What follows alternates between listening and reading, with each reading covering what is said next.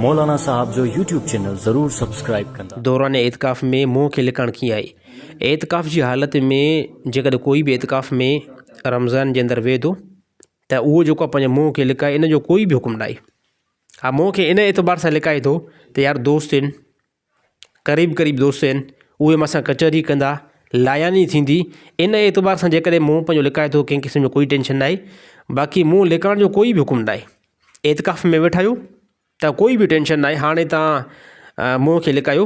बाक़ी जेकॾहिं कोई इहो रीज़न साम्हूं थो अचे त इन ई मस्जिद जे अंदरि मुंहिंजा दोस्त आहिनि ऐं जेको आहे बहितरीनु तालुकात वारा दोस्त आहिनि, अगरि मूंखे ॾिसंदा एतिकाफ़ जी हालत में मां गपशप कंदा ऐं लायानी थींदी त एतिकाफ़ जी हालत में लायानी त बिल्कुलु न कई वेंदी।